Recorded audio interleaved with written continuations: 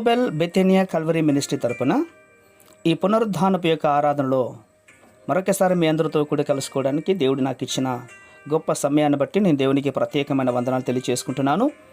ఈరోజు కూడా పరిశుద్ధమైన వేద గ్రంథంలో నుండి మరొక చక్కటి మాటను చదువుకుందాం.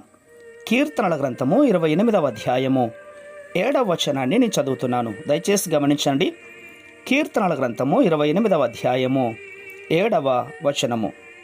యెహోవా నా ఆశ్రయము, నా కేడము, నా హృదయము ఆయనేందు నమ్మకమించెను గనుక నాకు సహాయము కలిగెను.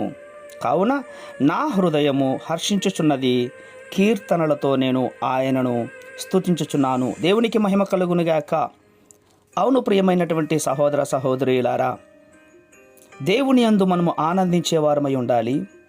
పరిశుద్ధమైన మందిరానికి మనమందరూ కూడా కీర్తనలతో వెళ్ళాలి అని భక్తుడైనటువంటి దావీదు గారు మనకు పరిచయం చేస్తుంటున్నారు.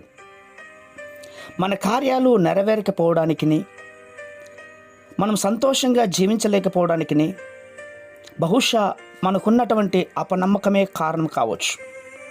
అవును, యేసుక్రీస్తు యొక్క సన్నిధిలో నీ నోటి ద్వారా దేవుణ్ణి ఆరాధించు, దేవుణ్ణి స్తుతించు.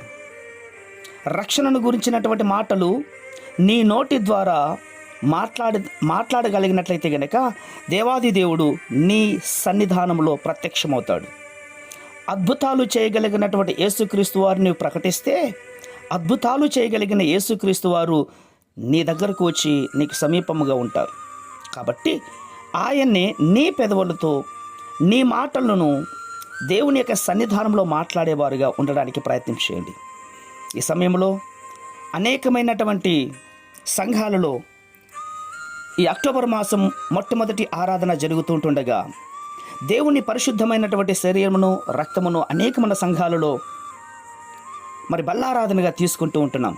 కాబట్టి మనలో ఉన్న బలహీనతలు, మనలో ఉన్నటువంటి అపనమ్మకాలు, మనలో ఉన్నటువంటి లోకానుసారమైన కార్యములన్నీ కూడా ప్రభు సన్నిధానంలో ఒప్పుకొని తండ్రి కుమార పరిశుద్ధమైన నామములో దేవుడిచ్చే ఘనమైనటువంటి యొక్క పస్కాలో పాల్గొనే వారమై ఉందుముగాక. ఈరోజు యేసుక్రీస్తు యొక్క సన్నిధిని గురించి నీ కుటుంబ సభ్యులతో కలిసి దేవుని సన్నిధానంలో ప్రార్థన పూర్వకంగా ఆయనను వేడుకున్నట్లయితే గనక ఖచ్చితంగా దేవుడు నీ హృదయమును హర్షించేలాగా తయారు చేస్తాడు.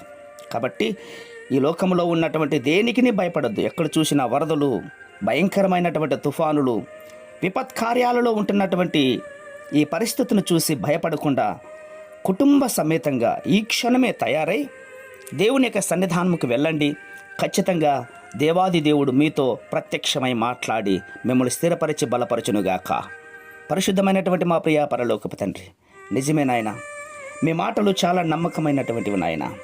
నాకు సహాయం నీ దగ్గర నుండే వస్తోందని భక్తుడు సెలవిచ్చిన ప్రకారంగా ప్రభా, కీర్తనలతో నేను స్తుతించి పాడి ఘనపరిచే తత్వాన్ని ఈ మాటలు వింటున్న వారందరికీ మీరు దయచేస్తున్నందుకే స్తోత్రాలు అర్పించుకుంటూ చిన్న ప్రార్థనను మా రక్షకుడైన యేసుక్రీస్తు ఉన్నతమైన నామములో దీనముగా అడిగి వేడుకొని పొందింటున్నాం మా తండ్రి.